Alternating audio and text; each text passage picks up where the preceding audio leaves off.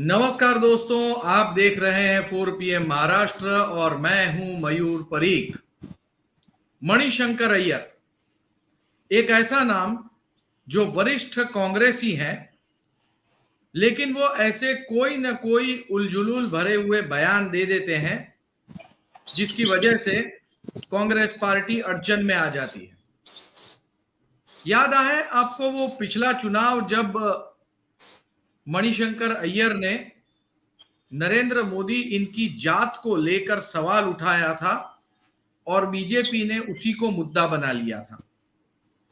दरअसल प्रधानमंत्री नरेंद्र मोदी की कास्ट बीजेपी ने कभी लोगों के सामने वोट मांगने के लिए नहीं रखी, लेकिन मणिशंकर अय्यर ने जो भी किया उससे बीजेपी को फायदा ही हुआ। मणिशंकर अय्यर के मुंह से निकले हुए एक एक शब्द का बीजेपी ने बखूबी इस्तेमाल किया।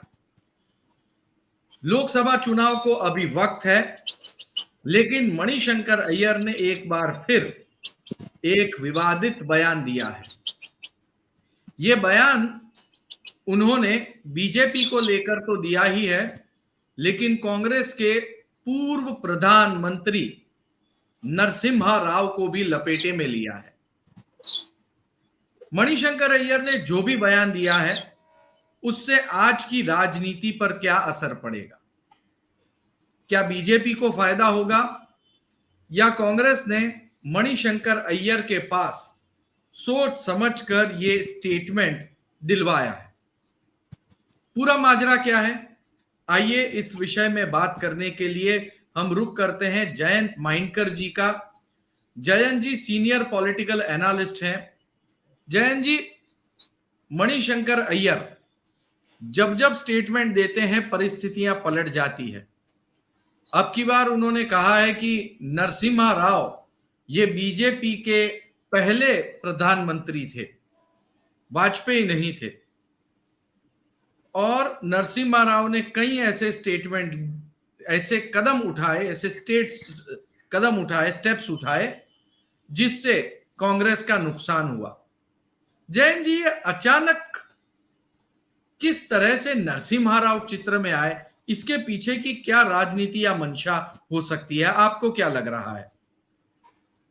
एक तो राजनीति ये है, मैं ऐसे दो टॉप लेवल के कांग्रेस के नाम लूंगा, एक नरसिम्हा राव और दूसरे प्रणब मुखर्जी, जिन्होंने अपने बुक्स में या अपने चाल चलन में कहीं ना कहीं हिंदुत्व का जिक्र किया, जिसका जिक्र मणिशंकर अय्यर उन्होंने भी किया था। वो बात अलग है, उसके मैं बाद में ये सब बेसिकली ये चल रहा है जो हमको एक पत्रकार करके दिखता है कि दुर्भाग्य से नेहरू गांधी परिवार इस प्रकार से भी थोड़ा सा राजनीति करता है कि जो भी कोई अच्छी घटनाएं हुई है देश के बारे में, जो अच्छाई हुई है, वो या तो नेहरू, इंदिरा या राजीव, इन्होंने ही, या पिछले 10 साल में सोनिया गांधी जी के नेतृत्व में जबकि यूपीए सरकार चल रही थी तब हुई।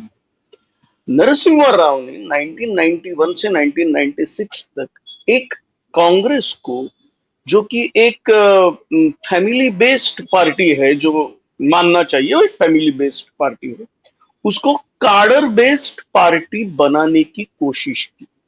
नरसिम्हा राव की कई ऐसी चीजें हैं जो उस वक्त के कांग्रेस के नेताओं को भी अच्छी नहीं लगी। अर्जुन सिंह तो उनके खिलाफ खुलेआम बोलते थे। राजेश पायलट ने बाबरी गिराना,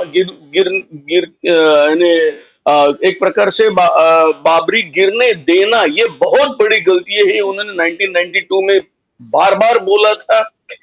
और ऐसे भी कई और नेता है कि जिन्होंने नरसिम्हा राव की काम की आलोचना की है। आज ये सब एक साथ मिला के एक बात माननी चाहिए कि बीजेपी का जो राइज है, वो राइज शुरू हुआ 1984 के बाद राम मंदिर आंदोलन जो शुरू हुआ 1987 में। 89 से लेके जिसको हम मेटेओरिक राइज बोलते, फ्रॉम टू एकदम 96 में आप 13 दिन की क्यों हुआ, लेकिन सत्ता में तो आ गए थे। अब इसकी वजह से ये सत्ता में आने के लिए जो लैंडमार्क है, वो लैंडमार्क है बाबरी गिरने देना, जिसके लिए ऑफिशियली बोलेंगे या नहीं बोलेंगे, लेकिन ये तो हमने भी, मैंने जैसा जिक्र किया है कि राजेश पायलट खुलेआम बोलते थे कि ये गिरने देना यही बहुत बड़ी गलती है। तो इसके लिए नरसिम्हा राव को जिम्मेदार मानने वाला, जिसकी वजह से ने मेरे हिसाब से कांग्रेस को सबसे ज्यादा ठेस जो पहुंचाई है वो कांग्रेस के ही लोगों ने पहुंचाई। नरसिम्हा राव के टाइम पे अगर वो बाबरी गिराई नहीं जाती तो जो कांग्रेस की जो वोट बैंक है, जो तितर बितर हो गई, जो एक प्रकार से पोलराइज्ड हो गई, वो नहीं होती थी। उसके वीपी सिंह है, शरद पवार है, वो बात अलग है, किन कांग्रेस वालों ने कांग्रेस को ही ठेस पहुंचाई, लेकिन कांग्रेस के साथ रह के, उनके ही साथ बैठ के, उनके ही पक्ष में प्राइम मिनिस्टर बन के बाबरी जो गिरने दी, मेरे हिसाब से वो कांग्रेस को सबसे बड़ी ठेस पहुंची है। और मणिशंकर अय्यर का वो जो गुस्सा है, एज अ स्टॉन्च कांग्रेसमैन, मैं कांग्रेसमैन भी नहीं बोलूंगा, as a staunch Nehru Gandhi family loyalist, वो जो उनका गुस्सा है, वो उनका गुस्सा बाहर आया। और वो गुस्सा इसके लिए बाहर आया कि नेहरू गांधी परिवार के बगैर अगर कोई पहला आदमी जो 5 साल तक प्राइम मिनिस्टर रहा, शास्त्री जी को सिर्फ 1-1.5 साल जो भी कोई मिला था, तो ये नरसिम्हा राव थे। और उनके पीरियड में, जैसा हम आज भी जिस प्रकार से हम आज बात कर रहे हैं, मैं अपने घर में बैठा हूं, आप अपने घर में या ऑफिस में बैठ के हम जो बात कर रहे हैं, इसका श्रेय हम राजीव गांधी को देते हैं, जिन्होंने ये टेलीकॉम की क्रांति कर दी, कंप्यूटराइज की क्रांति कर दी। उसी प्रकार से अगर आज हम ये मोबाइल में बिल्कुल वर्ल्ड लेवल का एखादा मोबाइल लाके, या आपके यहाँ भी अच्छा सा कैमरा लाके अगर आप बैठे हैं, तो इसकी वजह है एफडीआई। और ये एफडीआई लाने का श्रेय जो जाता है, फॉरेन डायरेक्ट इन्वेस्टमेंट, ये श्रेय कोई भी नेहरू गांधी फैमिली को नहीं जाता, वो श्रेय जाता है नरसिम्हा राव को। आज जो देश खड़ा है वो मेरे हिसाब से ये दो मुद्दों के ऊपर, एक हमारी टेलीकॉम में, हमारी इंटरनेट वगैरह में हमने जो की हुई क्रांति, जिसका नाम हम लेते हैं राजीव गांधी की वजह से, बिल्कुल राजीव गांधी की वजह से, लेकिन एफडीआई, फॉरेन डायरेक्ट इन्वेस्टमेंट आने की वजह से हम चांद्रयान तक भेज सके, जिसका खर्चा भी 400-500 करोड़ होगा, वो भी हम बेयर कर सके। वो जो पैसा लाने का निर्णय है, वो निर्णय नरसिम्हा राव ने किया हुआ है। अब बात यह है, कुछ कांग्रेसी ऐसे है, बिल्कुल ऑनेस्टली मैं बोल रहा हूं, कि जो ये नहीं चाहते हैं कि नेहरू गांधी परिवार के अलावा किसी ने देश के बारे में इतने अच्छाई से सोचा है। जो भी कुछ काम किया वो हमने किया, हमारे अलावा किसी ने नहीं। होता है क्या कि एफडीआई का जो निर्णय है, मेरे हिसाब से टेलीकम्युनिकेशन से भी बढ़कर अगर कोई निर्णय है तो एफडीआई का निर्णय अच्छा है, ये मानना चाहिए, क्योंकि जिसकी वजह से हम आज इतने अच्छी तरह से रह पा रहे हैं। लेकिन ये जो आप समालोचना कर रहे हैं नरसिम्हा राव के बारे में, लेकिन ये जो मणिशंकर अय्यर ने स्टेटमेंट दिया है, क्या इससे आपको नहीं लगता कि तेलंगाना में जो कांग्रेस खड़ा होने की कोशिश कर रही थी, वो एक ही झटके में लोकसभा चुनाव के पहले पूरी तरह से गिर जाएगी? मुझे ऐसा नहीं लगता, क्योंकि मैं थोड़ा सा जानता हूं नरसिम्हा राव की डेथ के बाद, यानी यहाँ तक कि ये भी एक कंट्रोवर्सी, वन और टू सेंटेंस में खत्म करता हूं, कि उनको दिल्ली में उनकी अंत्येष्टि नहीं कराई गई, उनको हैदराबाद लाया गया, जो बहुत कंट्रोवर्शियल रहा। एक प्राइम मिनिस्टर को इस प्रकार से, एक फॉर्मर प्राइम मिनिस्टर को इस प्रकार से बोला गया वगैरह, जिसके ऊपर आज भी हमको मिलता है। एक बात। दूसरी बात, वो आंध्र नहीं रहा, आज तो वो तेलंगाना हो गया है। और तेलंगाना में नरसिम्हा राव की लीगेसी 2004 की, 1996 के बाद ही नरसिम्हा राव एक फोर्स करके, एक रीजनल लीडर करके तो भी थे क्या? कभी भी नहीं थे। उन्होंने काम उसी प्रकार से चलाया जिस प्रकार से डॉक्टर मनमोहन सिंह ने 10 साल तक चलाया, कि मैं एक ब्यूरोक्रेट हूं और मैं सिर्फ काम कर रहा हूं। तो नरसिम्हा राव ने कभी अपना स्टेट के लिए अपना बेस बनाओ। एक्चुअली उनके टाइम पे उधर ये प्राइम मिनिस्टर थे और उधर एनटी रामाराव उधर पावरफुल हो रहे थे। तो ऐसा कुछ नहीं है कि इन्होंने, इनकी वजह से कुछ होगा, ना ही इनके परिवार का आज कोई भी कहीं पॉलिटिक्स में दिखता है। बात सिर्फ इतनी है कि ये जो गुस्सा है नरसिम्हा राव के ऊपर का उनके मिस्टेक्स की वजह से, और उनकी सबसे बड़ी मिस्टेक ये है कि उन्होंने बाबरी गिरने दी।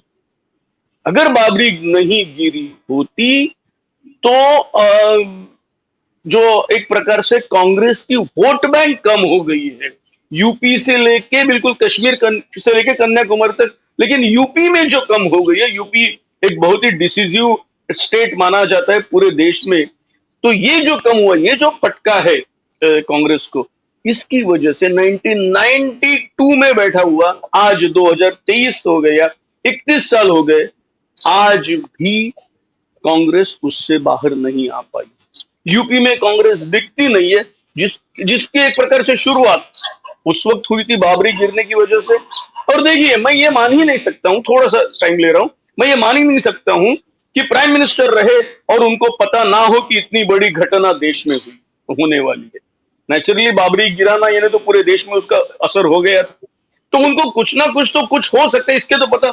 तो जो राजेश पायलट ने बार बार कहा कि आपने इसको रोकने की कोशिश क्यों नहीं की, अब बात यह है वो हिंदुत्व, पर्टिकुलरली मणिशंकर अय्यर ने जो जो कहा है कि उन्होंने एक बोला कि Mani, you don't know this country is having 100 crore Hindus, this is the country of Hindus.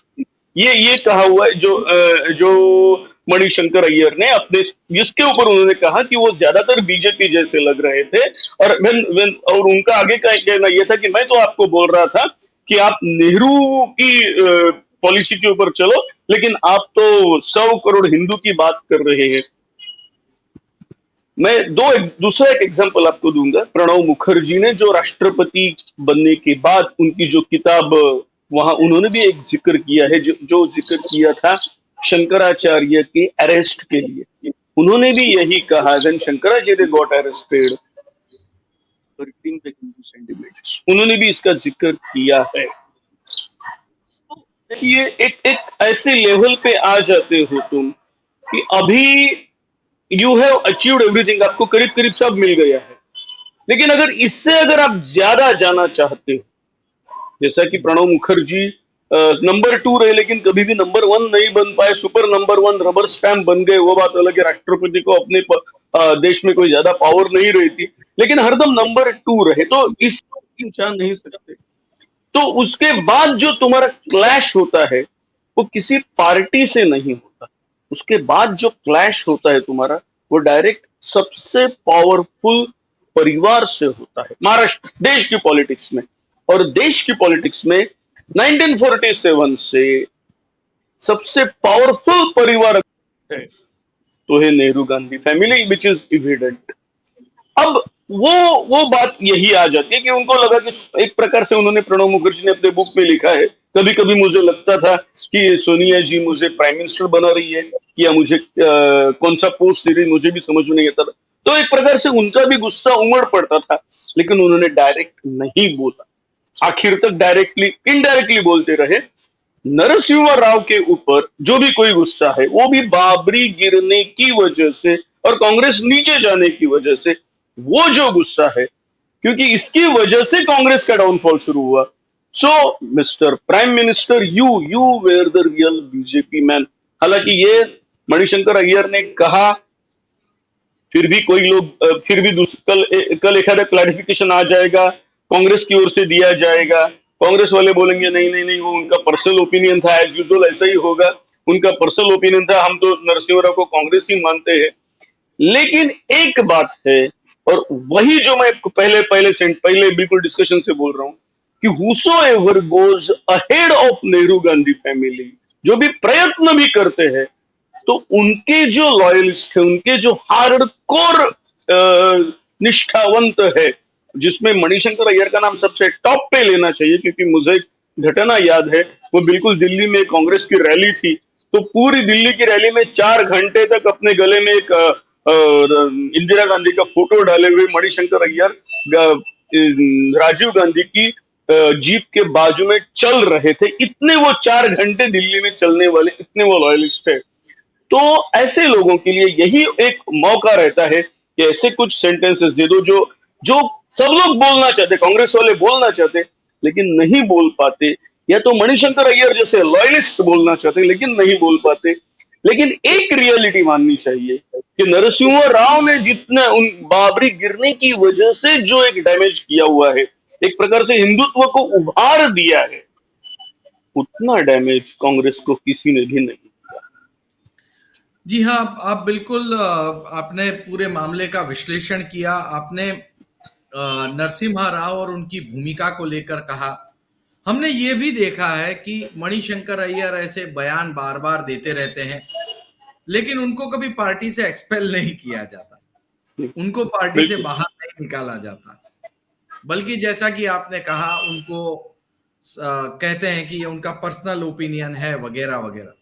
इससे ये बात तो साबित हो जाती है कि वो जो कुछ भी कह रहे हैं वो कांग्रेस पार्टी के जो सबसे ताकतवर फैमिली है उसके परिवार के मन में क्या चल रहा है वो कह देते हैं।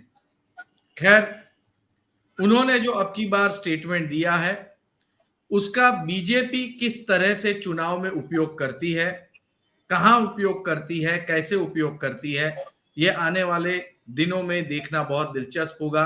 जयंत जी, आप इस शो में आए, आपका बहुत बहुत धन्यवाद। दोस्तों, जिस तरह से मणिशंकर अय्यर ने स्टेटमेंट दिया है, क्या आप मणिशंकर अय्यर के स्टेटमेंट से सहमत हैं? अगर हैं, या फिर आप ये मानते हैं कि नहीं, उन्हें ऐसा नहीं बोलना चाहिए था, इस वीडियो के नीचे कमेंट करें। वीडियो अगर पसंद आया हो तो उसे लाइक करें, शेयर करें, चैनल को सब्सक्राइब करना ना भूलें। बहुत बहुत धन्यवाद।